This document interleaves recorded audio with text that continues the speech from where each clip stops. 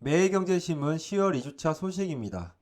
요즘에 새로 이사 간다고 지금 새로 이사 갈 집을 제가 꾸미고 있거든요. 직접. 매일 페인트 칠하고 뭐 집 나르고 하는데 노동의 가치를 절실하게 느끼고 있습니다.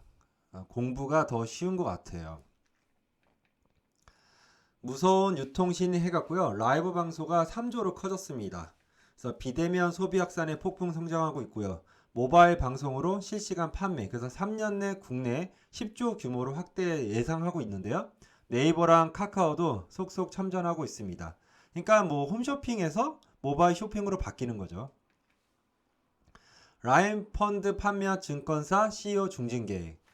이거 라임 관련돼서 법원에서 빵 터졌죠. 그러니까 검찰, 정부 해갖고 저는 이 라임 관련된 사태가 이 현 정부의 큰 뭐랄까 화살이 돼서 다가오지 않을까 생각이 듭니다.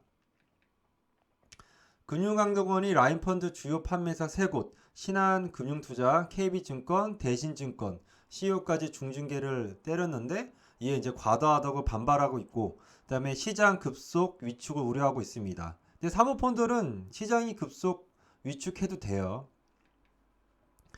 네이버가 과징금을 맞았어요. 네이버가 쇼핑 동영상 부분에서 검색 알고리즘 조작해 자사 상품, 서비스 우선 노출한 혐의로요. 얼마 맞았냐면 265억 원 맞았는데 네이버 동영상에 또 2억 원 과징금 처벌했습니다. 이에 네이버는 반발하고 있어요. 이제 쿠팡도 그리고 다른 그 홈쇼핑 그다음에 뭐 검색 알고리즘을 사용하는 쇼핑몰도 지금 확인하고 있는 것 같아요. 여당이랑 이제 정부가 기업 규제 3법을 고수하고 있어요. 그러니까 경제단체가 집단 대응에 나섰는데요. 제가 저번 달 신문 강의에 요거 얘기한 것 같아요. 3법이 뭔지. 현대판 연자자의 비판에 대주주 주식 양도세 해갖고 가족 합산 포기를 했습니다. 이거 반발이 좀 심했죠. 이게 무슨 내용이냐면 부동산처럼 주식에다가 세금을 때린다 이 얘기예요. 그래서 내년부터 주식 양도소득세 부과가 되고요. 즉 대주주 기준 10억 원에서 3억 원으로 낮춰서 부과를 시키는 거예요. 그러니까 3억 원 정도 이제 주식 있으면 양도세를 내야죠. 이에 이제 주식 투자자와 정치권에서 반발이 일어났고요. 그래서 기존 세대 합산 방식을 개인별 합산 방식으로 바꾸는 방안을 검토. 그래서 이제 현행 1만 명에서 이제 9만 명 정도. 그래서 9만 명 정도가 대주주 3억 원 정도 갖고 있나 봐요. 그래서 소득세를 내야 합니다. 현재 문제는요. 현 세대 합산 기준을 따라 양도소득세를 내고 있는 자와 10억대 대 주주, 그러니까 10억대 대주주를 규모를 파악도 못하고 있어요. 그런 상태에서 바로 3억 원 대주주를 뭐 소득세를 내겠다는데 뭐 여기저기서 세금 좀 걷어야 되니까 이렇게 하지 않을까 생각이 듭니다. 신용평가사 피치가 우려하고 있어요. 한국의 나라빚 증가는 위험하다고요. 국제 신용평가사 피치가 한국의 신용등급은 AA-를 그냥 유지를 했어요. 근데 급격히 불어나는 나라 빚이 중장기 재정의 위험 요인이 될 수 있다고 경고를 한 거죠. 가계부채는 한국 경제의 최대 내관이며 피치도 가계부채 증가로 취약성이 높아지고 있다고 분석하고 있어요. 예전에 우리 97년대 IMF는 기업이 무너졌다고 생각하면 지금의 만약에 IMF 비슷하게 맞으면 가게가 무너지는 건데 이게 더 크죠, 영향이. 그래서 아마 이렇게 미리 명분을 만들고 그 다음에 실행에 옮기거든요. 그래서 피치가 이번 달에 이렇게 얘기를 했으면 내년에 국가 신용 등급을 떨어뜨릴 수 있어요. 그러면 주식부터 빠져나가겠죠. 걱정입니다. 외국인의 관대한 공모주 시장. 그래서 의무 보유 없이 먹고 빠지기. 외국인이요. 공모주 시장에서 외국인들이 정작 의무 보유 확대 비율은 미미한 수준에 그쳐요. 그리고 외국인들에 대한 통제는 좀 약한가 봐요. 그래서 기울어진 운동장이란 지적이 나오고 있습니다. 그래서 의무 보유 확약은 뭐냐면 주식을 갖고 있으면 2주에서 6개월 정도 일정 기간 팔지 않기로 약정한 건데 이거를 지키지 않는 거죠. 배민이나 요기요. 그래서 노조를 인정했습니다. 그래서 하지만 관련법이 개정되지 않은 상황에서 노사 분쟁이 발생했을 때 협약이 얼마나 실효성 있게 작용될지는 미지수예요. 다른 한편에서는 노조 결성으로 노사 간 분쟁에 대해 우려하는 분위기도 있습니다. 유통기업 10곳 중에 9곳은 보조금 한 푼도 못 받아. 뭐 다 받지 않은 거네요. 국내로 유턴한 84개 기업 가운데 입지 및 설비 보조금을 받은 곳은 10곳, 즉 88.1%는 보조금을 받지 못했다고 합니다. 기업, 중소기업이나 국내에서 많은 기업이 활성화돼야지 취업 자리가 늘고 국가의 부가 늘어나지 않을까요? 이거는 국세청이 잘한 거예요. 근데 또 좀 더 강력하게 했으면 좋겠어요. 812명은 이제 세무조사를 했죠. 세무조사에서 이제 환수한 건데 국세청이 악의적 고액 체납자 812명을 추적해 1조 5,050억을 징수 및 채권을 확보했습니다. 그래서 올해부터 체납 관련 빅데이터를 사용해 고액 체납자를 선별 및 추적 6천까지 뒤진대요. 통장을. 이거 잘하는 짓이죠. 체납자 신고 포상금은 최대 25원까지 준대요. 그래서 주변에 여기 체납한 사람 있잖아요. 그리고 뭐 성깔 안 좋은 사람들 바로바로 신고하세요. 이 사람들이 어떻게 이제 돈을 횡령하냐? 재산을 친인척, 지인 등의 편법 이전하고요. 다른 사람 명의로 위장 사업, 다른 사람 명의로 외환거래 재산을 숨김. 이거 끝까지 추적해야 돼요. 이거 잘하고 있습니다. 더 강력하게 했으면 좋겠어요. 대한민국 빚국 이렇게 돼 있네요. 대한빚국. 부채 다 합치면 5천조. 이건 저번부터 계속 얘기했죠. 그래서 기업 대출도 1118조 원에 달한다고 합니다. 국민연금 낼 돈 없어서 납부의 신청이 작년에 작년보다 2배 상승한 거죠. 그래서 코로나 여파로 예사유가 늘어났고요. 3개월간 신청자가 22만 명 몰렸대요. 3개월간. 작년 기간 10만 명과 대비되는 거죠. 두 배 늘어난 거죠. 지역보다는 기업 종사자가 급증. 수출 막힌 제조업 17%로 최다. 근데 이게 지금 걱정인 게 뭐냐면 제조업에서 일자리가 제일 많이 나오거든요. 근데 지금 제조업이 무너지는 거예요. 심상치 않은 법인세 체납 증가. 이것도 안 좋은 소식이죠. 올해 상반기에만 1.6조 돌파. 그래서 지난해 기업의 법인세 체납액은 약 2조 5천억 원. 올 상반기 체납액은 1조 7천억 원 돌파. 이렇게 가다간 올해 처음으로 3조 원 돌파할 수도 있어요. 걱정이죠. 이거 제가 이 얘기를 하기 전에 야, 요즘에 우리나라 20대가 이렇게 병신 같나? 이런 생각도 하고 있어요. 제가 알기로는 그 장애인이라고 얘기가 있잖아요. 그래서 병신이 썩으면은 그러니까 병신이래. 그러니까 정신이 썩으면 병신이라 하고요. 뭐 사지가 좀 불편하면 육갑이라 한대요. 그래서 뭐 병신 육갑 떤다 하는데 제가 보기엔 병신이 많은 것 같아요. 볼게요. 학자금 대출 6개월 이상 장기 연체한 신용불량자가 4만 6천 명으로 최근 5년간 1.7배 증가. 연체 금액도 2,783억 원으로 2배 증가. 파산을 신청한 20대도 증가하고 있어요. 이건 병신이죠. 연령대를 보면 3, 40대, 50대는 파산 신청이 줄고요. 20대, 60대는 증가 중에 있어요. 저는 개인적으로 자신을 위해서 그리고 자기 사업을 위해서 열심히 노력해서 파산하는 거 어쩔 수 없다고 생각해요. 근데 자기의 뭐 어떤 허황심을 위해서 빚을 지는 그런 파산은 이거는 병신이죠. 그리고 이제 병역 관련돼서 얘기할게요. 저는 이제 군대 있을 때 인사장교를 했었거든요. 그래서 인사장교를 하면서 그때 느낀 게 그것도 수색대 때 인사장교를 하면 우선권이 있어요.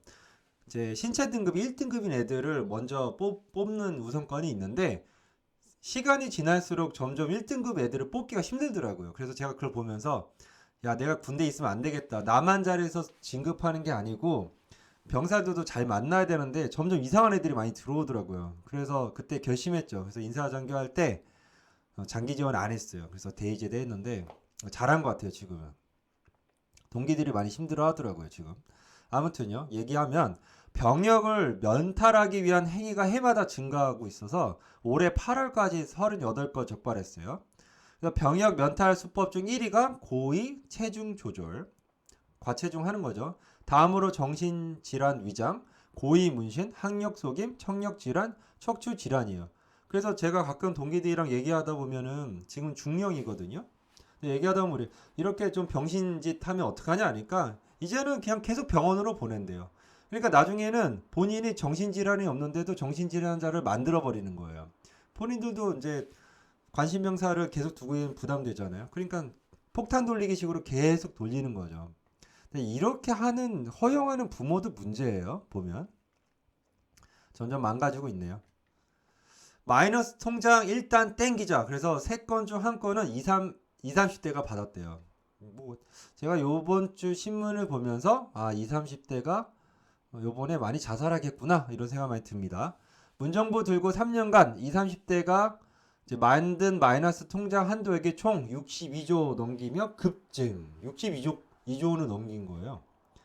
마통 신규 계좌 수가 123만 2123건 중, 그러니까 즉 3건 중 한 건은 20, 30대. 빚으로 빚의 속도로 저승 가야죠. 내년에 빵 터지면. 세입자 그러니까 한 명이요. 세입자 202명의 전세금 413억 원을 떼어먹었어요. 전세 사시는 분들 불안할 것 같아요. 특히 서울에 사시는 분들이요. 전세 보증금 사고 건수와 피해 금액이 모두 증가하는 추세예요. 지금. 그래서 HUG는 지난 3년 6개월간 전세 보증금을 반환하지 않는 임대인 상위 30명이 보증사고 내 금액이 1,096억 4천만 원, 이 중에 966억 6,400만 원을 대신 갚아줬대요. 그 이후에 해수율은 12.1%에 그쳤고요. 이 중에 상위 10명 중 6명에게는 1원도 못 받았대요. 이걸 왜 받으려고 해요? 그냥 재산 환수해야지. 전 이러면 이해가 안 돼요. 이 사람들 범죄자로 낙인 딱 찍고 환수해야죠. 2018년 372건에서 올 8월 1654건으로 4.4배 증가했습니다. 정말 전세 사는 사람 어떻게 하라는 거예요? 이거 서민들. 사기꾼들이 날뛰는 세상입니다, 지금. 전세가 매매가를 역전했어요. 그래서 깡통 전세 이렇게 나오는데 볼게요. 5년 5개월 만에 전세가 최고 상승. 그래서 5억 원 이하 중저가 아파트도 전세가 집값을 넘어섰고 지방에서도 매매가보다 높은 전세가를 이용한 갭 투자마저 성행하고 있어요. 이는 집을 팔아도 전세값을 돌려주지 못하는 깡통 전세가 현실화될 수 있음.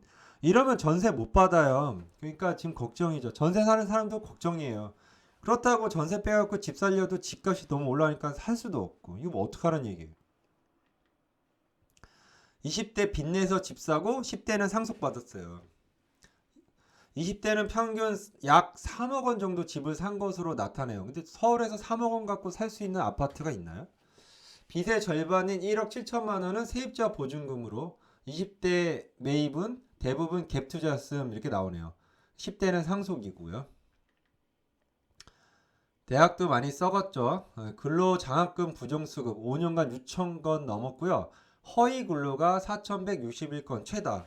안 썩은 데가 어디 있겠어요. 근데 교육은 좀 많이 썩은 것 같아요. 저소득층 대학생들이 교내외 시설에서 근무하는 대가로 장학금을 지급받는 근로장학금 제도를 악용해 부정수급한 사례가 최근 5년간 6천 건 발생. 이에 환수 대상 금액만 2억 4,879만 원이에요.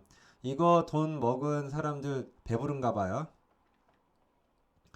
이제 보험금 내줬어도요, 취약계층의 구상권을 할 수 없어요. 이게 뭔 얘기냐면, 사고가 발생해갖고 그 해당 당사자가 미성년자나 그 다음에 취약계층이면 그 당사자한테 보험금을 청구할 수 없는 거예요.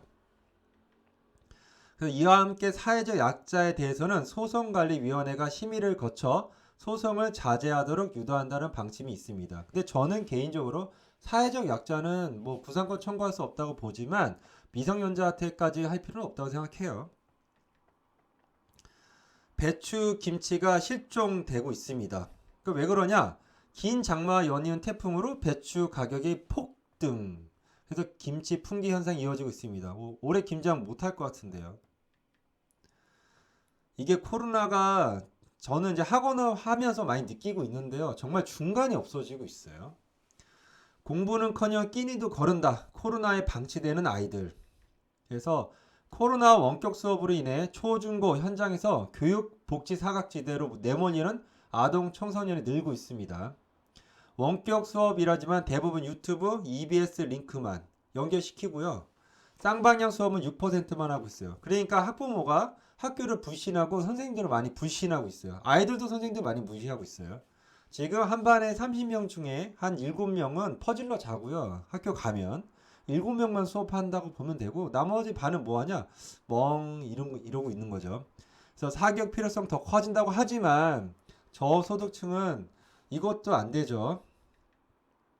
원격 수업 장기화는 학습 결손으로 교육 격차 문제와 보육, 신체 발달 격차가 눈에 띄게 두드러질 것임.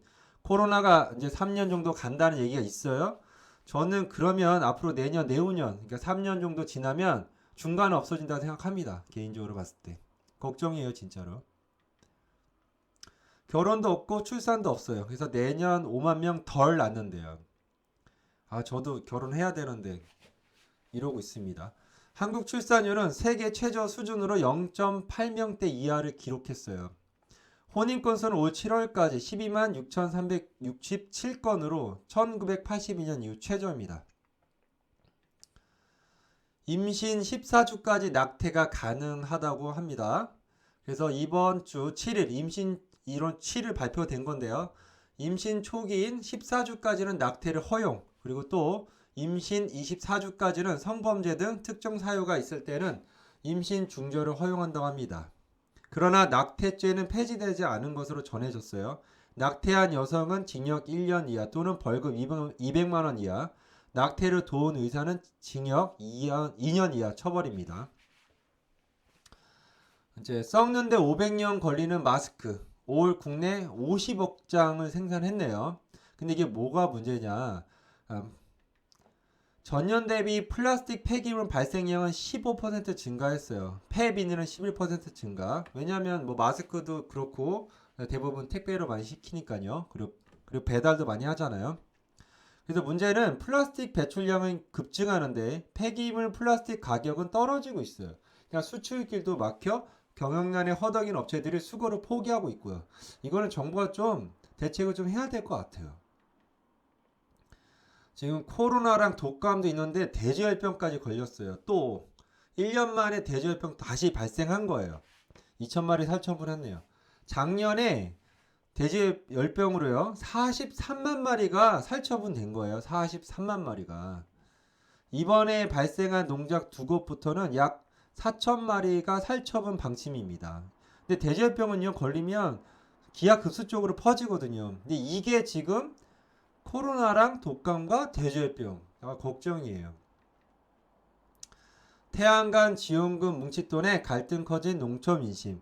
이게 농촌에 돈을 조금 주면 그분들끼리 서로 이렇게 십시일반 해갖고 나눠서 이렇게 잔치하고 먹는데 돈이 너무 크니까 이제 욕심이 생기는 거죠, 사람들이. 현 정부 들어 신재생 에너지 보급이 급속도로 확대되면서 건설업체를 통해 간접적으로 마을 지원금을 받고요. 태양광 패널 설치에 동의하는 사례가 급격히 많아지고 있어요. 이거 태양광 문제죠. 이에 발전기금을 둘러싼 갈등이 늘어나고 있습니다. 뭐 주민과 이장이 서로 싸우고 뭐 공무원과 주민 등 싸우고 이러고 있네요. 돈이 많으니까 비리도 많아지겠죠. 지금 추석 4일간에 가정폭력이 2,729건인데 이게 줄어든 거예요. 원래는 3,000건이 매년 늘었어요. 우리나라 그 남자들은 폭력을 좀 좋아하나 봐요. 다들 저기 가야 돼요. UFC 연습하는 데 있잖아요. 아니면 복싱 가서 스파링을 뛰던지. 맨날 그 약한 사람만 괴롭히고 있어. 검거된 인원이 늘어나고 있고요. 질적으로 악화된다는 지적입니다. 점점 더 가정폭력이 심해진다는 얘기죠. 남자들 문제예요, 이거. 평소보다 신고 건수가 50% 급증했고요. 가정폭력 사망 사건도 연이고 있어요. 뭐 안타깝네요. 예년보다 신고 건수는 줄었는데요. 교통사고도 30% 가까이 감소했대요. 근데 참 2,700건이 줄은 거라니. 가정폭력 유형별 60%는 폭행이 가장 많이 차지하고 있어요. 현장에서는 가정폭력의 심각성을 줄이기 위해 긴급 임시 조치를 비롯한 즉각적인 대응책의 실효성을 높여야 한다는 의견인데 저는 범죄자를 봐야 된다고 생각합니다. 개인적으로. 이렇게 임시 조치하면 뭐예요? 다시 가정에 와서 또 폭력할 건데. 자, 그리고 이제 헤어지자고 하니까 이별 살인, 그러니까 살인 미수 포함해요. 당한 여성이 229명이에요. 이거 20대, 30대 남자들이 병신들이 많아요. 약자만 괴롭히고. 데이트 폭력 발생은 3년간 약 41% 증가, 약 2만 건. 데이트 폭력 경험이 있는 상대와 결혼한 비율의 여성은 45%에 달하. 이 여성도 전 이해가 안 돼요. 개인적으로. 이 여성도 이상한 것 같아요. 이별 통보 스토킹 피해 비율도 20%. 근데 스토킹 관련돼서 신고하면요 벌금 10만 원밖에 안 된대요. 스토킹 관련된 그 범죄에 대해서도 좀 올려야 되지 않을까요, 이거? 처벌을? 설상가상해갖고 돌봄교실 11월에 파업 예고하고 있습니다. 최근 학교 돌봄교실 운영 주체를 놓고 학내 갈등이 심화되고 있어요. 근데 발달은 돌봄교실 관리를 교육청에서 지방자치단체로 이관 법안 발의가 원인이에요. 원래는 교육청 소속인데요. 이게 지방자치로 넘긴 거죠. 왜 그러냐? 교육청에 돈이 부족한 것 같아요. 그러니까 일이 되면 지방자치단체가 이제 민간 위탁으로 넘기겠죠. 돌봄교실을. 그러면 운영 부실과 집단 해고가 예상된다고 반발하고 있는 거예요. 현재 돌봄교실은 시도 교육청이 운영 중이고요. 지난 8일부터 임금 인상 등 포함해 협상 중에 있는데 이게 안 되면 11월부터 파업이에요. 이거 이렇게 되면 코로나로 좀 아이도 돌볼 데도 없는데 이거 뭐 서민들만 죽어 나가는 거죠 뭐. 학원비 부풀려 받고 성범죄자 채용하고 저는 개인적으로 뭐 학원을 하고 있지만 이런 학원들은 다 없어져야 된다고 생각하고요. 개인 뭐 참 사교육이 그래서 욕먹는 것 같아요.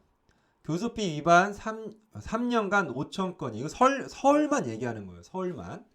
범죄 조회하지 않고 뽑은 학원 1,000곳. 원래 성범죄 관련돼서 아동 성폭행 관련돼서 이거 조회해갖고 뽑아야 되거든요. 근데 이걸 안 하고 학원에서 사람을 썼다? 아, 이거는 없어져야 되는 학원이죠. 억울하다 해갖고 어린이집 교사가 그딴 선택을 했네요. 자살을 했죠. 그래서 폭행 폭언 당해서 학대 이제 폭행 당했는데 이게 지금 어머니랑 며느리가 와갖고 그 자기 자식 그 손주 괴롭히지도 않았는데 괴롭혔다고 막 지랄한 거죠. 저는 학부모가 학부모 같지 않으면은 그냥 뭐라 하지 아줌마로 쳐야죠. 저도 가끔 이런 대드는 아줌마들도 있는데 어떤 아버님은 제가 학원 애들 많은 때 와갖고 지랄하겠다 해서 오라고 그랬어요. 지금 당장. 그래서 저를 딱 보더니 아무 말도 안 하시더라고요. 제가 참 그런 사람들 쓰레기로 쳐다보거든요. 그건 학부모가 아니고 쓰레기죠. 키르기스탄 반정부 시위에 격화 총리 물러나고 총선 다시 치른다고 합니다. 여기도 뭐 부정부패가 심하죠. 총선 결과 야권의 불복 시위로 선거 결과가 무효화 결정이 났어요. 2005년과 2010년에도요 부정선거에 항의하는 대규모 시위로 대통령이 물러난 적이 있습니다.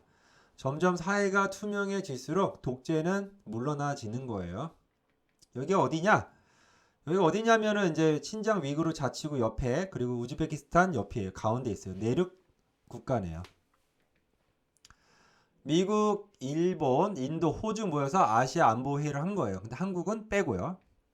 그래서 4개국인 참여한 쿼드로 불리는 이번 회담은 중국의 영향력 확대를 막기 위한 반중 연대 성격이 강한 거예요. 근데 여기에 한국이 참여를 안 했다. 이제 걱정이죠. 미국이 무역전쟁 대상을 베트남까지 확대했어요.